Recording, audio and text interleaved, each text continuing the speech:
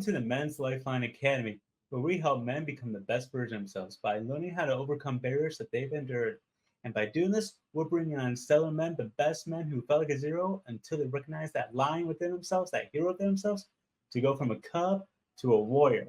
And today, I got none other than Jay Highsmith. Jay is the leader of the Lionheart podcast. So, Jay, welcome to the podcast. We've known each other for a while now. I'm finally so good to have you on here. Yes. Thank you, sir. Thank you, sir. All right, Jay, for people who don't know you, I know that you're a Christian. I know you're a family man, hmm videographer, hmm and I've seen a lot of the videos you've done for weddings, and man, you do a fantastic job. So, why don't you tell us a little bit more about yourself? Thank you, sir. Thank you. Well, as you said, I am a Christian man. I am married to my beautiful wife of over 8 years now. I have two amazing children. I have a 4-year-old daughter, 1-year-old son. Um, Huge basketball fan. Love watching basketball of all levels. I don't care if it's NBA, WNBA, college, high school, AAU, like whatever. I just enjoy watching basketball as much as I also enjoy playing basketball too. Oh, nice. Um, a big WWE fan. I know a lot of guys don't like to admit that they are. I'm a huge WWE fan. All right, Um, who's your main WWE? And hey, no shame here, man. If you like WWE, hey, those guys take some brutal injuries. So if you're into WWE, let us know below who you're rooting for.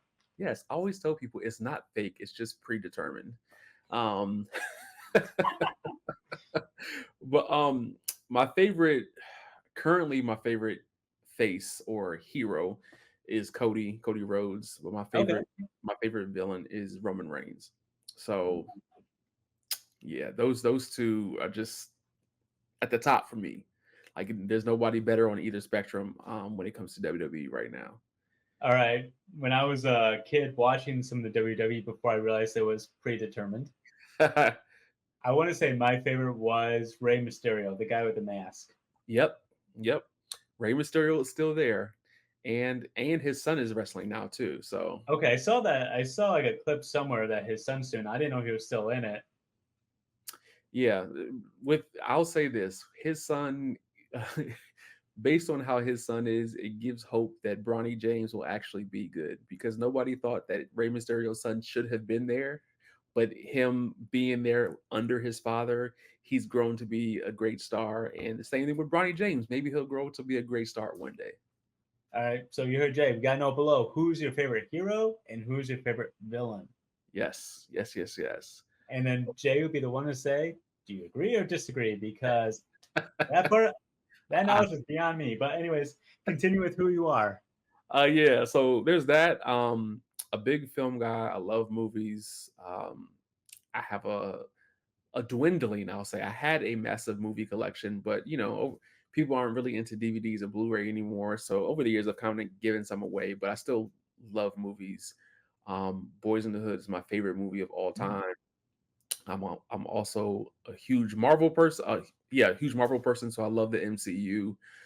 More so phases 1 through 3, but there's still some good stuff in 4 and 5.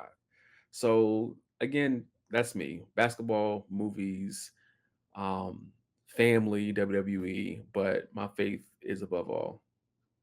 So, with your faith being at the top of the pinnacle, we'll say, what kind of led you to your faith? We're always curious about why people believe, the things that they believe in. So, what about you makes you kind of, follow, let's say, Christ in this example? Man, it's a tough. I don't want to say it's a tough question. It's a tricky answer Okay. because when I started going to church and when I decided to start following Jesus are two different things. Hmm. Um, I started going to church when I was 18 because of a promise I made to one of my friend's mom. I was Oh, at his house one day and she asked me when I was going to start going to church or when I was going to come with them to church. And I said, "Oh, I'll go this Sunday," which just so happened to be Easter Sunday. I didn't go because it was Easter. I just went because that was the Sunday that I promised her I would go. okay. And I went that Sunday and I just kept going every Sunday since then. And I think what kept me there was that there were a lot of young adults my age, like from the Hmm. age of like 15, 16 to 18, 19, there was like 40 to 50 of us who were there every Sunday, and that's what really kept me there because prior to that, I was just, hanging out in the neighborhood, hanging out with different guys in the neighborhood. Um, or guys from high school. And I wasn't per se up to no good, but I hung out with guys who were up to no good. And when the Okay. more you hang around people who are up to no good, the more likely you are to become up to no good.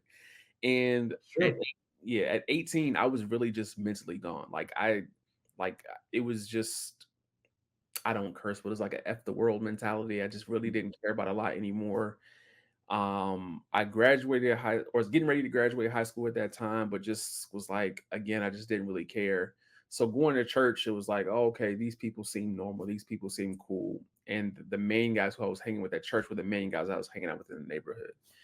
But it was a few years down the road where I had actually gone to what was called a winter break retreat Okay. with artists. I don't know if you're familiar with an artist named Ty Tribbett, No, but I'm not.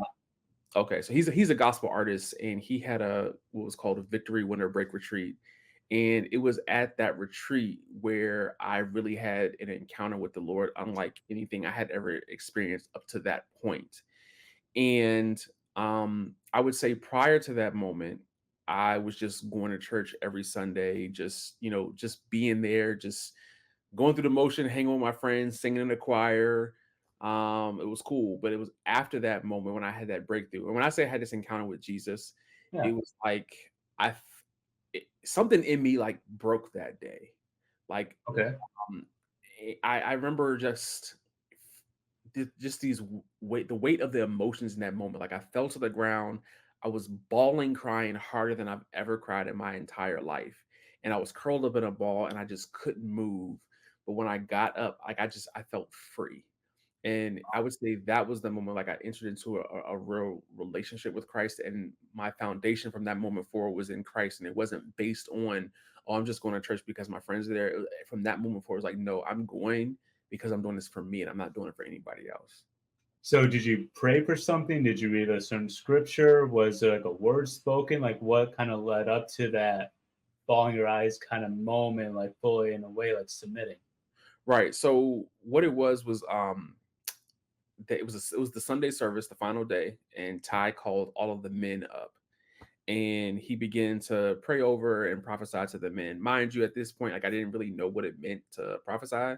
Right. Um, and I don't even remember what he said to me. I just know that he put his hand on my belly and he began to speak directly to me.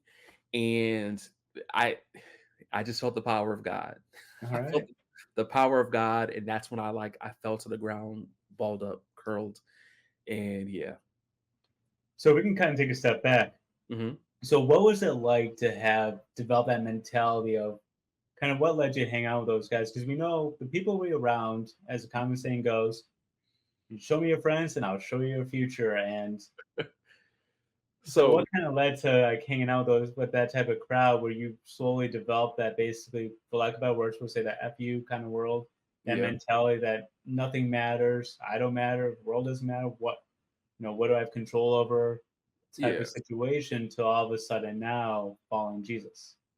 So I would say what led me to that was, growing up, I would say from the age of 5 through the age of 14, every year in some form or fashion, I was bullied or picked on, you know. Okay.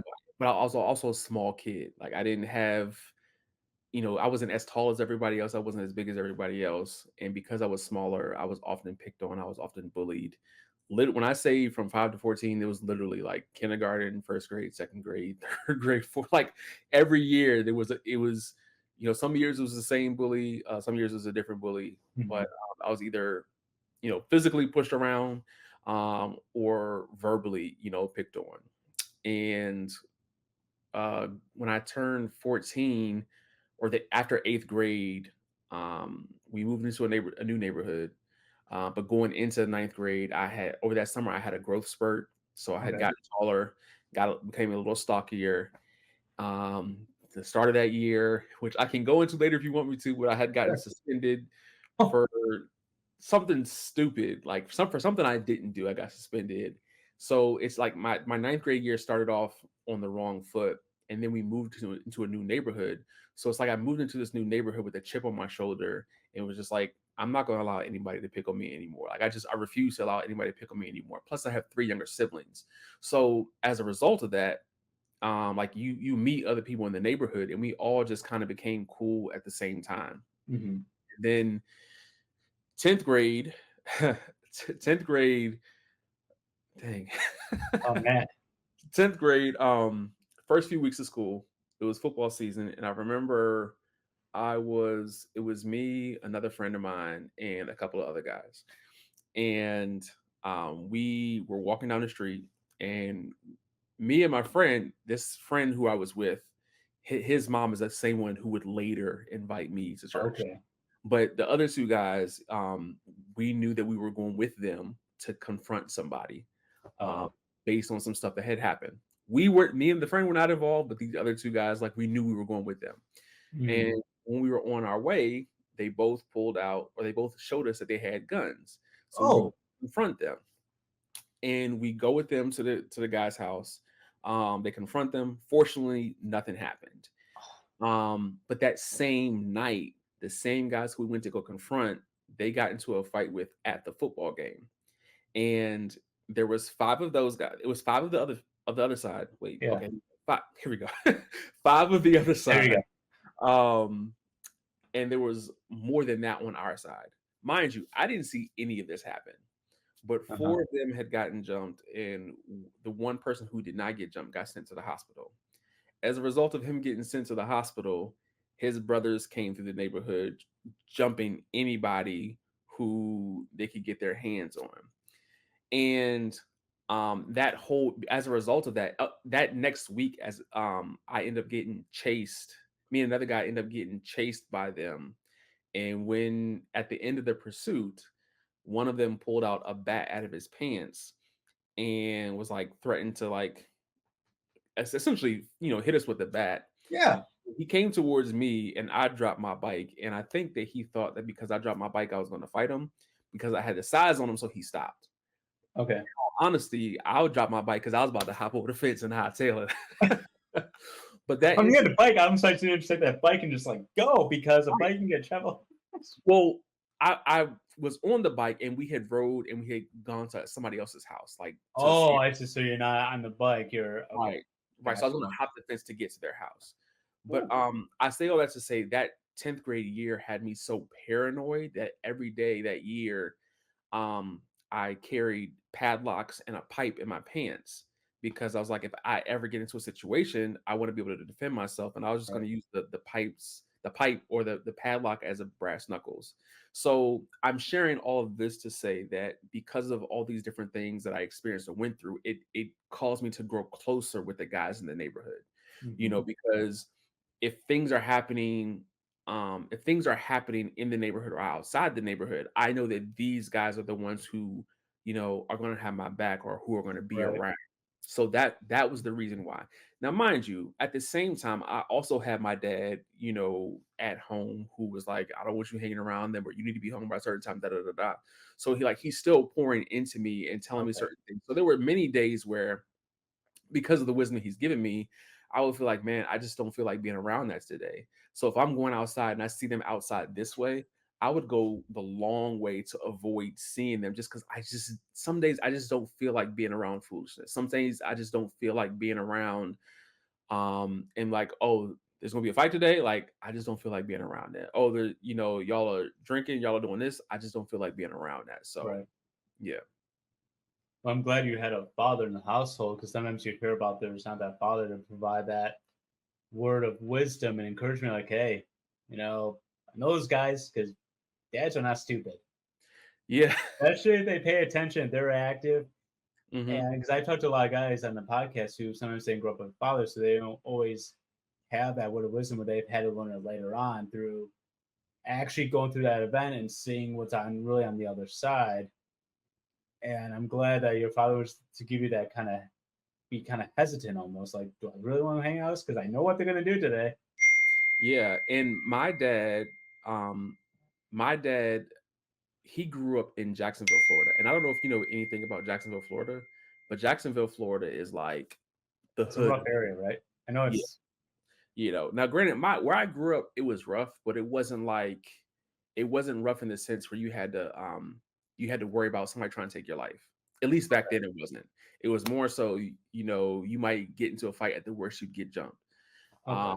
Um, but Jacksonville, like even when my dad was growing up, it was extremely bad, and it's only gotten worse. So, but because of how he grew up, he knew how he didn't want me to grow up, or how he didn't want me to be raised. So, Right. I had some insight, which was helpful. But even to your point, like there were a lot of guys in the neighborhood who didn't have their dad around. Yeah. So I mean, that's scary. I can't imagine like growing up and basically at that point, a lot of times you have to pick a side. Either you're going to be on this side or the other side.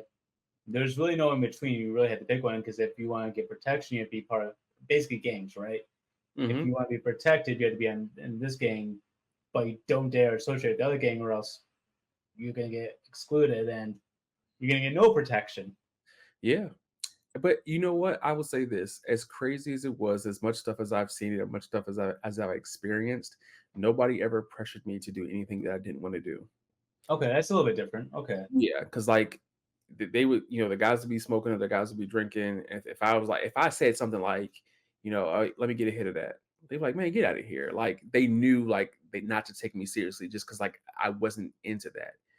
okay, They just nobody ever bothered me with that. Like even when it came time to like, fighting and different things like that. Now, mind you, I got into my fair share of fights growing up, but I would never really got into fights around the guys in the neighborhood, just because I just believed in handling stuff on my own.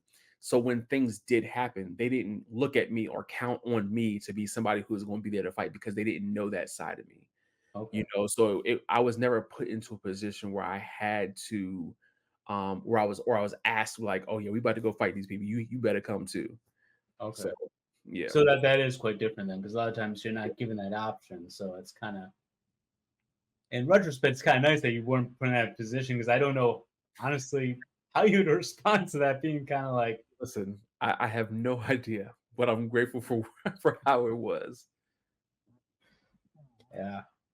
So when you became more of a Christian, Mhm. how was that transition going? Because did you continue to hang out that with that group, or did you kind of naturally kind of separate yourself from it? Like, how was that? Because that can be really hard, 'cause especially if it's your homies, your homeboys, and you're gonna look out for each other.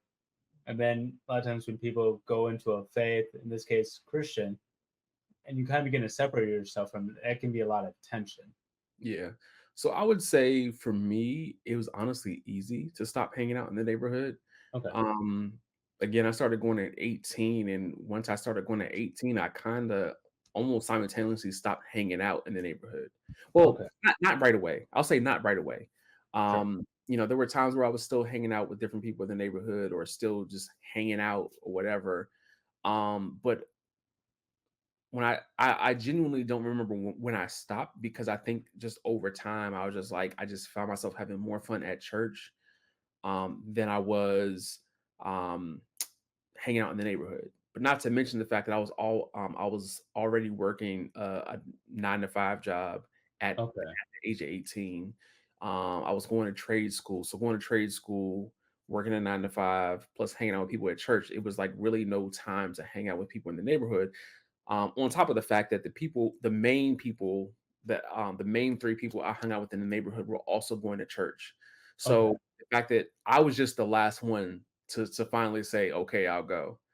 So the fact that I was hanging out with the three of them at church, it just made it easier to be like, why am I hanging out in the neighborhood? So Well, that's what's nice too, because, and you hear this when people have idle time. A lot of times, people say idle time is the devil's playground.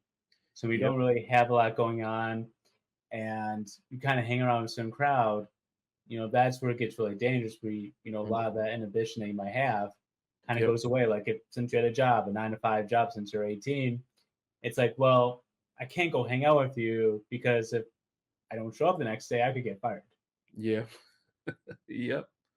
Or if I come impaired or what have you, it's going to prevent from me potentially having a job. And then obviously with you growing more and closer to God Mm, and your church and community, then it's I'm sure it's also trying to make sure that you live in alignment with your values, with your as we'll call it like a moral compass.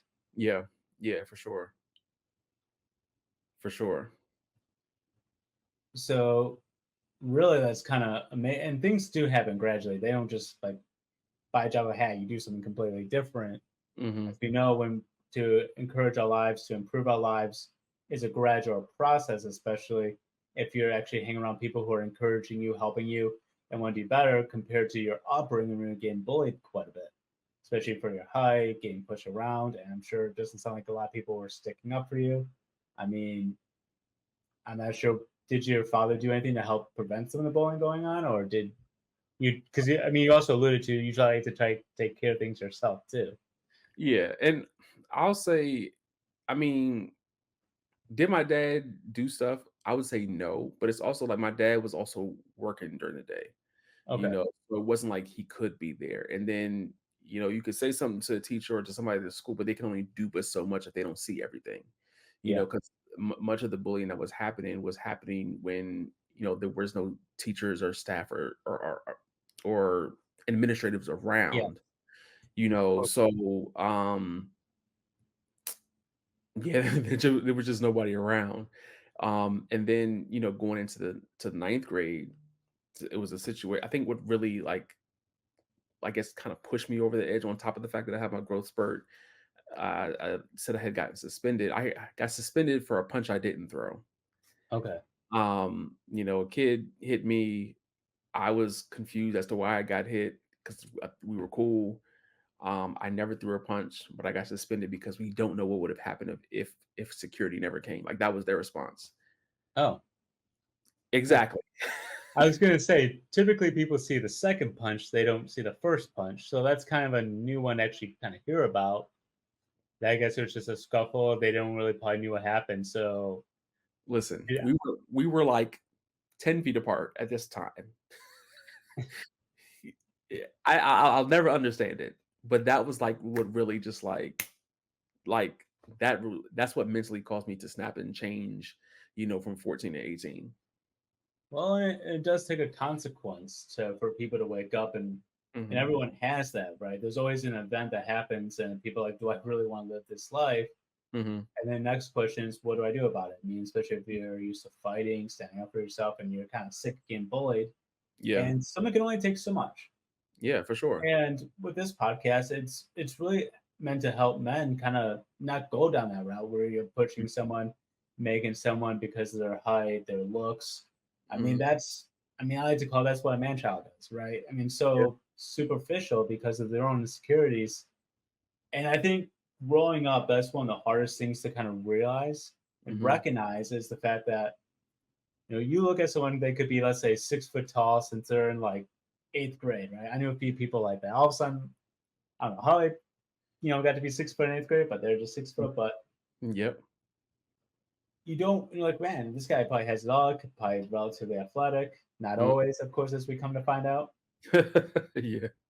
But it's one of those things that you think you have it all, but then when you see someone who's bigger, stronger, kind of pick on someone else, you realize that there's a lot of insecurities that they have, and a lot of times you don't recognize that they're actually either getting bullied themselves at home. Yeah, yeah. That's very And true. sometimes the mental game is it does a lot more damage than the physical game. Yeah. Yeah, and that's the interesting thing, because the person that's bullying, that's also getting bullied at home. It's like you don't know what that person is going through, but Right. as the person who's getting bullied, it's almost like I have no sympathy for what they're going through because of what they're doing to me. So, Well, and that's when we have the discussion of what is a mature man versus immature man, right. because I mean it takes a lot of courage and bravery for a mature man to say, "Hey, this is what's happening at home." Hmm. And I know people at schools, because I mean I used to work in a school. They're saying, well, what can you guys do? It's like, well, I mean, there's only so much we can do, but it always takes one person to make a difference in someone's life for you to open up and share and see what you can best do, whether it be a mentor, coach, just inspire somebody just to listen to. And that's what really people are looking for. The immature man just continues their entire life, just either downplaying, trying to be a dominant man, and to bend people to their will. Yeah. And I like to call that as the immature man. Yeah, for sure. For sure. Because I mean, if you keep pushing everyone away, I mean, eventually you're gonna be by yourself. I mean, people aren't gonna tolerate disrespect for so long and control. I mean, eventually someone's gonna be stronger and bigger than you are. Yes, and I've seen it happen to people, and it's not pretty, but sometimes whatever happens in that situation is the wake-up call for somebody, which helps them realize, well, dang, well, maybe I need to change. Yeah, and again, it takes a lot of maturity not to go with the crowd. Yeah. It takes a lot of strength not to go with the crowd. So it only takes one person, right? If and again, that I mean, you see this all the time in movies, right? You see this big guy go against, like, let's say, a smaller kind of guy, and there's always that one character who's like, I don't think we should be doing this. This is getting kind of far. And then the whole group is like, shut up, don't talk. Mhm. And then the guy will sometimes try to help out. Mhm. And they might get excommunicated from the group, but then eventually that group kind of dissipates sometimes Yeah. because the leader, something happens to the leader, then everyone scatters. Yeah. Yeah, or even to your point about, take having the courage to walk away, or just it takes Mhm. maturity, to walk away. I think sometimes it's like you walk away, but you still don't know, I guess, who you are in the process. Yeah. I talked about, sometimes I just didn't feel like being around those guys. Like I knew what I didn't want, but as I was going through it, I also struggled with just my own identity of like, who am I? What Mm. type of person am I? And it wasn't until like many years later when I really became comfortable with just being me and being who I am and understanding who I am. And it's okay to be who I am, and I don't have to be pressured into doing anything that I don't want to do. I don't have to be pressured into acting a certain way or being around certain people. I think that's an excellent turning point. Is I don't think a lot of guys take time to figure out who do you want to be. Hmm. Where it takes so much mental thought. I mean, a lot of people are like, well, I want to be a good guy, I want to be nice, Hmm. I want to be athletic, I want to be a superstar, I want to be the next big podcaster, what have you. Yeah. But the question really can become is like, what would that do for you? And how do you want to identify? And we don't take time to be specific about it. It's so generic and surface level. Like, I want to be kind, good. But what Hmm. does that look like? What does that mean to you? What is good? Yeah. Yeah. So, to your point, so how would you identify yourself today then compared to being that young kid who just was just going with the crowd? I mean, I think it kind of goes back to what I said in the beginning. I mean, I'm a man of God. I'm a man of faith. Hmm. I believe in Jesus. I'm not ashamed to say that. I love my wife and my wife only. I'm not ashamed to say that. I love my kids. I love spending time with my kids. Um, I share with you all my interests in the beginning, whether Yeah. somebody is corny or not. Like I'm unapologetically me. I love to laugh. I love to joke. I can laugh with anybody. I can joke with anybody, but I also love to encourage people too. I love to build other people up. I love to. I've learned how to become the thing for other people that I wished I had growing up. To encourage people, to mentor people, to love on people, to be there for people, to walk with people, through Mhm. life. Like that is who I am at my core. And I mean, that's why you're such a good fit for this type of podcast because it's all about being a man of action, right? It's taking a step to be proud of who you are versus being ashamed and trying to hide a part of you. Mhm. Yep. And I think it's amazing that you've been married for 8 years. Honestly, I mean, that should be like incredibly celebrated versus in today's society, which is like, wait, you want to only been with one person? Really? And you good with that? Mhm. You're weird. Listen, it's so interesting that you even say that just because, like, there was even up to the point of me getting married, like, there was so much crap that I went through, because, like, my dad was not a Rolling Stone. Mhm. So I wasn't that way. Like, I thought it was weird when, guys were hopping from woman to woman, but I Yeah. also didn't know how to talk to girls growing up. Like, so that just it wasn't me. Like, I wasn't that type of guy. Mhm. because I wasn't out here talking to all these different girls, because I wasn't out here having sex with all these different, with all these different girls, of course, labels. I don't know if I can say that in today's age, but labels were placed on me, oh, he's this, oh, he's that. I'm like, I'm Right. not, like, I'm just me. I'm just not out here doing what y'all are doing, but and as you get older, like, people, they still want to place labels on you, like, something must be wrong with him, he's this, he's that. I'm like, no. But then as I became a Christian and just understanding what it means, or trying to understand what it means to be a husband, or to be married to one person, to be celibate and all these different things, I realized, like, that's not a path that I want to go down. And I'm Okay. seeing all these different people, have babies, and then as soon as the baby comes, or before the baby comes, they don't want to stick around for the relationship.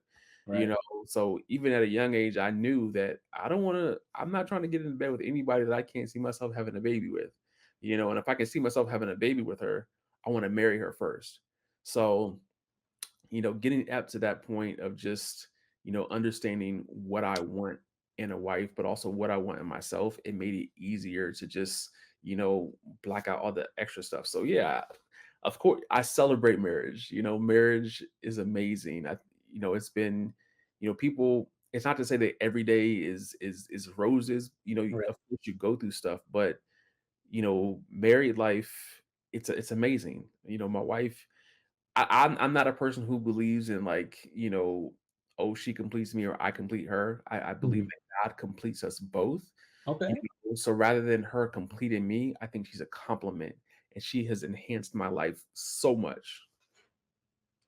Well, and that's like the trademarks of such a wonderful woman to have in your life, Mm, is one that continues to inspire you and encourages you to be a better man. mhm. And I'm Yeah. sure vice versa for her, having a good, godly man in her life to help her feel secure, loved, and cared for. I mean, just look at before the podcast.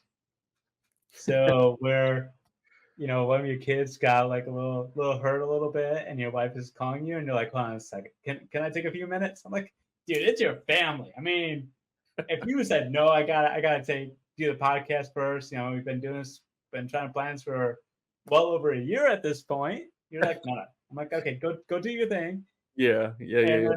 then I got nothing else to do tonight. So then just go take care of what you need to take care of, because Yeah. that is for me one of the best signs of a mature man is when you put your family first, Mhm. where the family comes above work, hobbies, and everything else, because this is your family that you have to take care of, that you have an opportunity to take care of, and that you get to be with them. And that way they know that you can trust you. And that's all the trademark of a mature man, is a man who takes action, is you say what you're going to do. When you say, I'm going to be there for you through the good, bad, and ugly. And when the kids get injured because they're kids and they do things without thinking, and Mhm. sometimes things happen, you're there and she Yeah. can trust you. Yeah. Yeah, for sure. For sure, man. And it again, it's not easy, but it's a decision that I make every day, But because I that's the key thing, is that you make that decision every day. yeah. Yeah, because I don't want to be another statistic of what we see every day Mm-hmm. by other men. And I want to raise my son up to be, I want to raise him up to be a man that is worth, you know, is worth another woman's time. Mm-hmm. I want to raise my daughter up in such a way where she has standards for herself and sees, like, this is how my dad raised me and this is what my dad did. So if a man can't meet these standards, then he doesn't deserve me. If a man can grow into that, great. Yeah. If he's just out here trying to waste her time, like, I want her to know that way ahead of time versus finding out down the road. Well, and just talking with people on a daily basis about relationship, what is a relationship, what goes into it, I can honestly tell you that, you know, the guys are known as players, and like you can't trust that guy because he's talking to her, and her, and Hmm. maybe someone else on the side.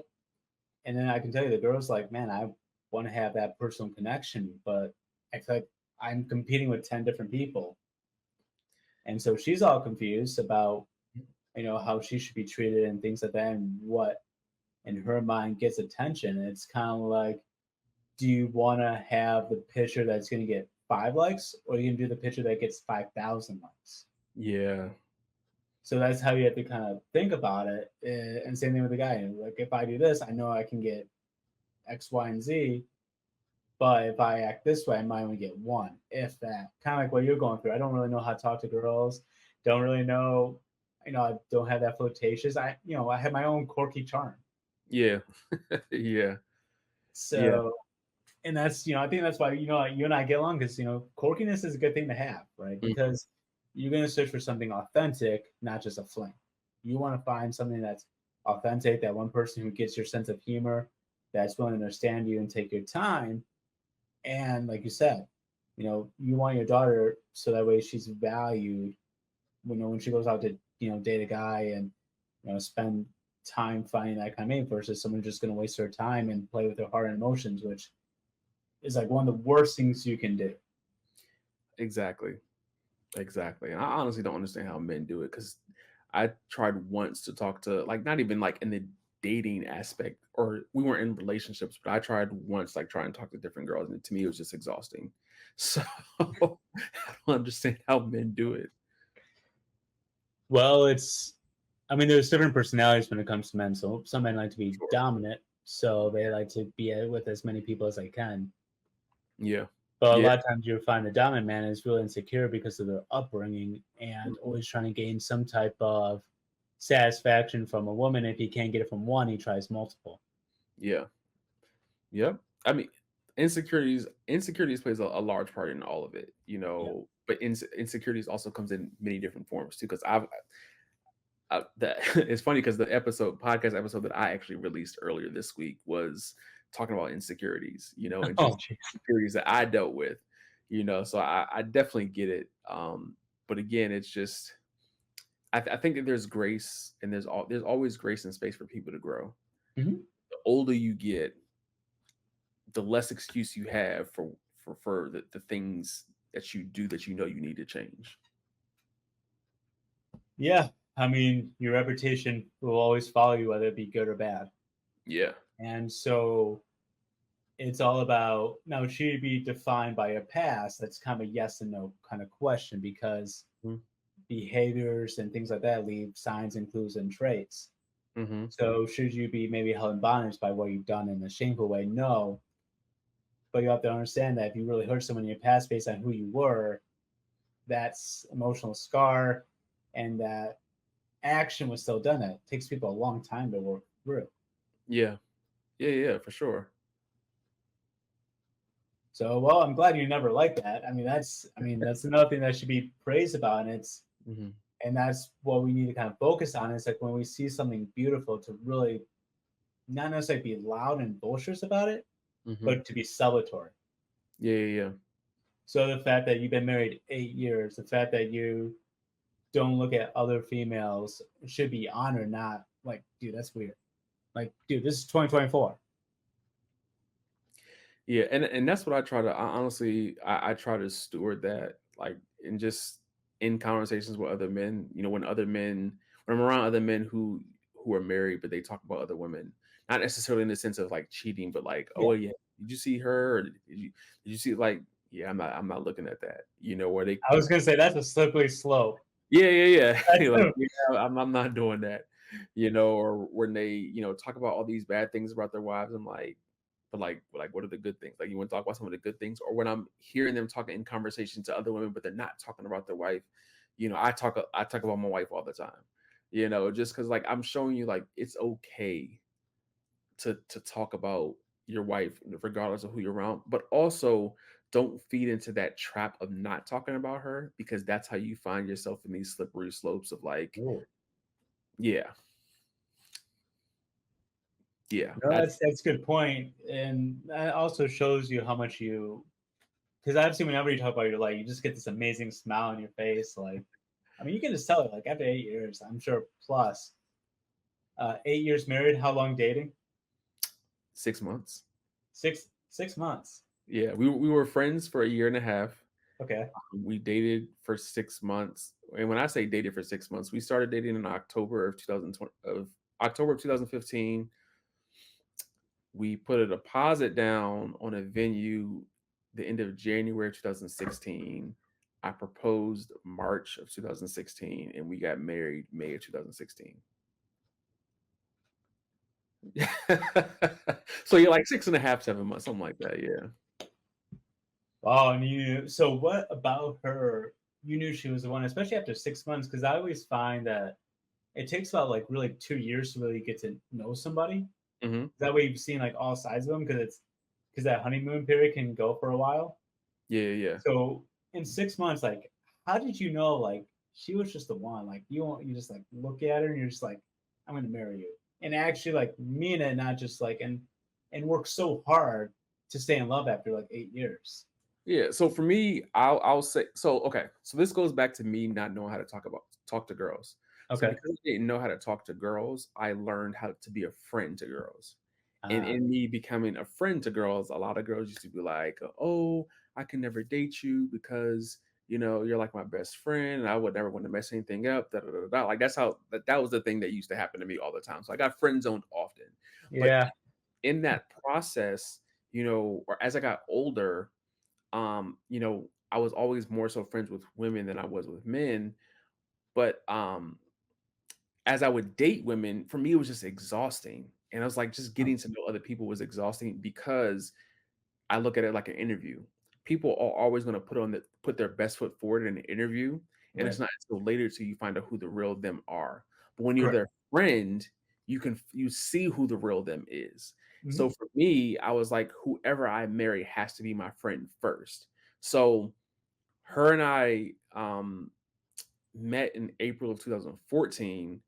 By the end of May of 2000, we met in the beginning of April. By the end of May of that same year, like I knew, like this is somebody I can see myself marrying.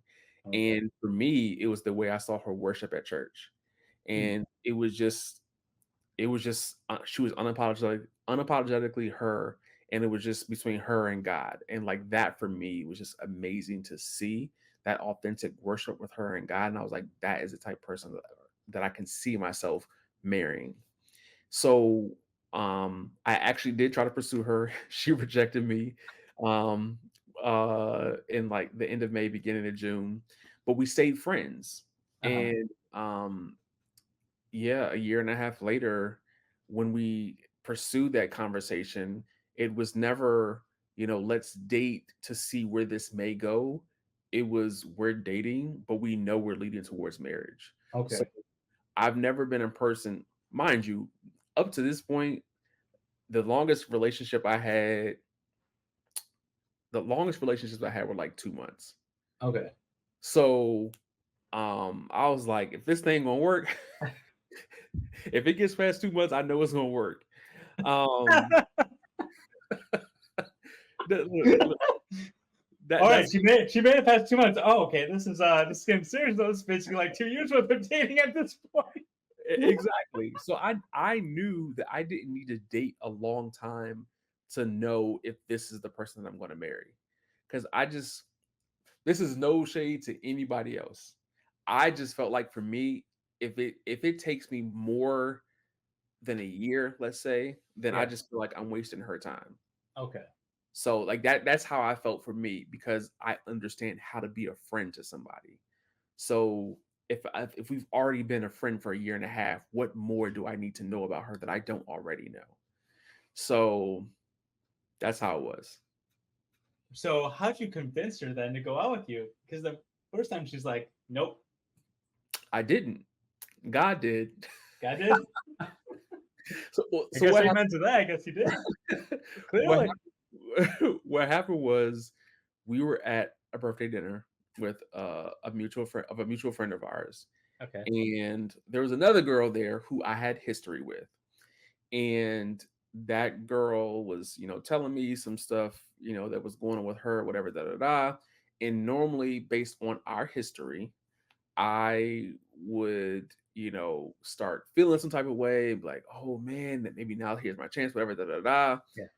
After that conversation with her, I was literally like, I was unmoved. Like it just was like, Mm. cool. Like I hate to hear what you're going through, but like as a friend, I'm here, whatever, da da da.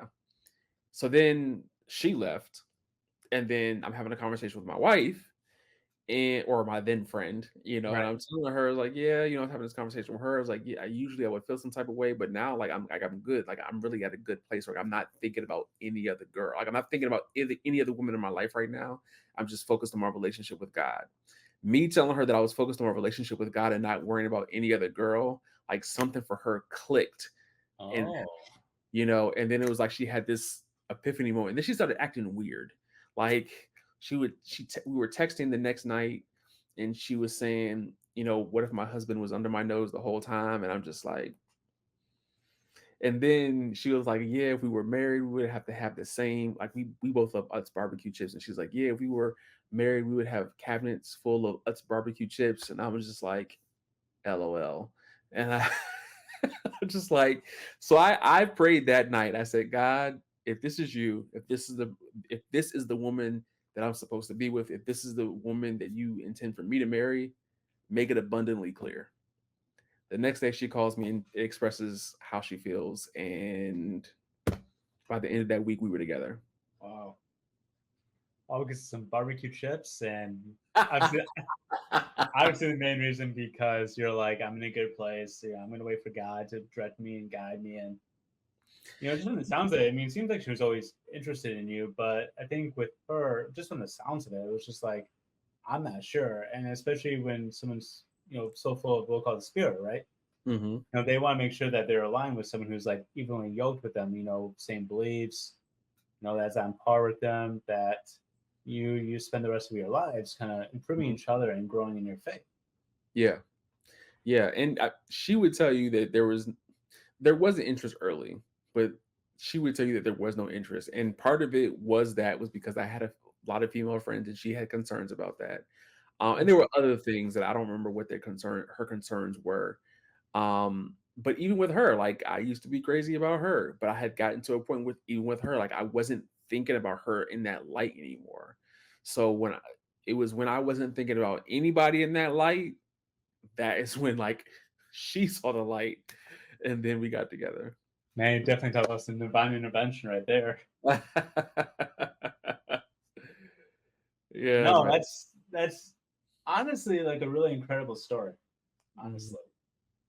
And it's so, I mean, to me, when I'm hearing that story, it just sounds like a story you hear like back in the old, I hate to say this, like really back in the old days, right? Yeah. Like, we met because, you know, so I would ask people who've been married for, let's say, over 40 years, right? I was asking my mom, like, how'd you know my dad was the person you would want to be with for the rest of your life? And her Mhm. answers were like, who's the one guy that didn't bore me? And I mean, they're basically, I mean, they are high school sweethearts. So they've been together since like, I think my mom, would be my mom's senior year, my dad, because my dad's basically like a year older. So, I know they met in class a few times, Yeah. but it was just like one of those like stories that brings me back into that time where it feels so innocent, it just feels so like a true, like natural, like love story that you used to hear all about. Mhm. And, versus, oh yeah, I went through like 10 different people, finally found the one. And it was just like, okay, cool. Yeah. Yeah. And what I would tell people is, there were girls who I used to want. Yep. My wife is the one that I need. Ooh. And it was understanding that she's the one that I need that really just solidified it. And I still need her to this day. I need her every day. And I think that's so wise to say too, that you needed the person. And we talk about this all the time. There's so much research. There's so much like find someone that you need, not Mhm. someone necessarily you want. Because what Yeah. you want isn't maybe what you always want. Yeah. Yeah. It's like, they always say the grass is greener on the other side, but you don't really know that until you're on the other side. You realize how hard it is to keep everything, aligned and taken care of. And I don't Listen, know. sometimes that grass is greener, but it's only because it's artificial. Okay, it's turf. That's true. Yeah, no, I think that's a really good point that not a lot of people make. The grass is turf, right? It's artificially, it's made, it's fake. Yep. There's nothing, there's no deeper surface level to it. And it's also takes a lot of wisdom to know, is this the person you want to be with? Does this Yeah. person make you happy? Do you know that they love you? Do they know that you care about you? And that, are you a better person because you're dating this person? Yeah. I mean, marrying this person, Mm-hmm. especially with how seriously you take marriage. Like, hey, I don't want to date just to date. That's too much energy. That's way too much work. Listen, I'm in it for the long haul, and I I don't want to waste my time with nobody. It's true, and you don't want to waste your time or anybody's time, Exactly. especially where you're right. I mean, and dating is, as much as we don't like to say it's a job interview because it shouldn't be, but that doesn't mean it doesn't. I would say this: the best job interview is when it starts off as a job interview and then goes into a conversation. Yes. Yeah. So everyone's going to put their best foot forward, but it's like when you ask questions and get to know somebody, all they answering the questions. Like I've actually interviewed a few people before, and I can't tell you how crazy I'd go because they wouldn't answer the question. I was like, okay, what's like one word to describe this? And I'm getting a whole like 3, 4 sentences. I'm like, no, I just wanted one word. Like, can you not Yeah. pay attention? And so it's Yeah. Yeah. the same thing. Like when you're with someone and you're courting someone, you're dating someone, you're like, so like, tell me about your family. Tell me what you like about your family. And then for me, it's like always, okay, let me listen clearly because I'm hearing quite a bit of positives. Oh, now I'm hearing like all a bunch of negatives. Like I don't Yeah. know how we got down this road about how you don't like anybody. Yeah. Because that's obviously that happens a few times. It's Oh, listen, I get it. I've definitely been there. Yeah, or like how's the body language? Like I remember I was talking to someone, not like dating or anything, just like having a conversation, and Hmm. literally every part of the conversation was an eye roll. Like every like sentence or something was like some type of natural eye roll where they weren't doing to be rude. It was Yeah. just like part of who they were. Gotcha. Like I know it's kind of hard to describe, but sometimes people just their body language is just eventually it just becomes what you are, whether it's an insecurity or just like Yeah. can't describe it right now, but it's kind of Yeah. like that. Yeah. Yeah. Yeah. Yeah. No, I definitely get what you mean. But no, I think you have an incredible story, and I'm so glad you made time to come on here from getting bullied in school to finding Jesus to finding your wife and just always in this self discovery. And we still got some time, so why don't you tell us a little bit more about what made you kind of want to start the podcast, the Heart of a Lion? Um, Honestly, so I've had a desire to do the podcast for a while. I actually had a blog called The Heart of a Lion years ago. Mm-hmm. Um, and just I think maybe I don't know if it was last year or 2 years ago.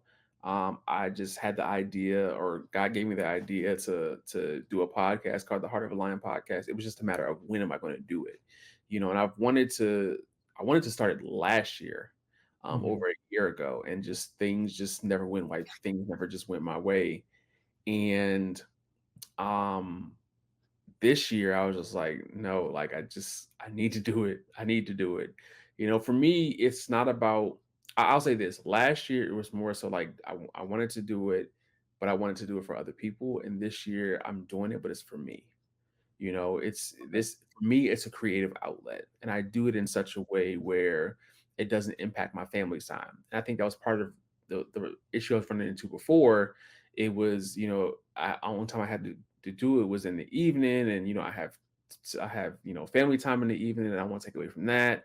Or I'm Right. busy because I'm a videographer, so I'm like always editing videos and different things. I just don't have time. So now because of where I work, there's a podcast studio at my job. So I Oh, literally, really? yeah, I Wow. literally go to the podcast studio, record, my episode on my lunch break. Then I if I have time that same day, if not the next day, I'll edit the podcast and schedule it to go out the next week or whatever whenever I wanted to schedule it to go out. So for me, it's just a creative outlet. I don't know how to not be creative. I have too many creative thoughts going through my head. So, which is part of the reason why I'm on YouTube to begin with. It's just always a need to be creative, which is actually what the start of my YouTube channel was called. It was a project that I had called the Christian Creative, where I was interviewing Okay. other creatives. So my need to be creative is the reason why I do the podcast. It's an outlet for me. It's also therapeutic for me to just get, to just get thoughts out of my head. This is what I'm thinking about a certain thing. This is how I'm feeling. This is what's on my mind. This is what's on my heart. I just got to get this off my chest. And then I feel better once I've released it. And then I always realize, hey, somebody else is going through the same thing, or somebody else needed to hear this very thing, or somebody just appreciated the fact that I shared it. Right. So, yeah. Well, as we kind of wrap up today, what is like a one word, like either a one word or like a statement that you like to tell someone today, like a man who's struggling, kind of like you, doesn't know really where they fit in. They want to fit in, but they're trying to find their purpose in life. What would you kind of give that man today? Man, the ultimate thing I would say is, if they are a Christian man, um, turn to God. Like, just go to God and, you know, seek him through prayer, and just, share with him what's on your heart, and he'll begin to speak back. Um, in general, for any man, I would say just open up to the people around you. Open up to the people that you trust. Don't think that people around you don't care. Don't think that the people around you don't want to hear what's on your heart. Don't think that there aren't other men who can't relate. There's so many things that we as men go through in silence, which is actually what I had a episode about last week.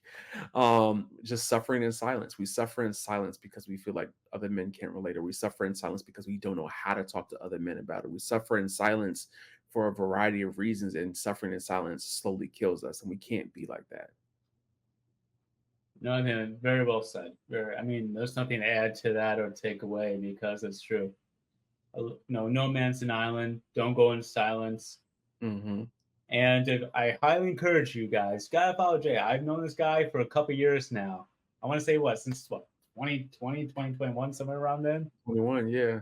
Yeah, so going on like 3 years. Yep. This guy is amazing, man. I definitely consider him like a brother. Someone to would text or talk about some from here and there. And so I highly encourage you to go follow his channel, go support him, follow him on all the social. You got X, you got YouTube, Hmm. and just be encouraged so that way you can have that heart of a lion that he tried to provide you, to be brave, be courageous, because not to suffer in silence does take courage to say, hey, I need help, something's not right. And I mean, ironically, I did a video on that today too at the short. So timing is everything. And if you're watching this, there's a reason for it. And if you're a man struggling, I highly encourage you also to look into the Men's Life Academy, where we help encourage men. It is a monthly subscription, so that'll be in the description below, as long as with Jay and all his socials. And of course, the guests always go first, and the host always goes second, as we focus on serving men in need. So go support him. Jay, thank you for coming on the podcast, and I hope everyone has a blessed day.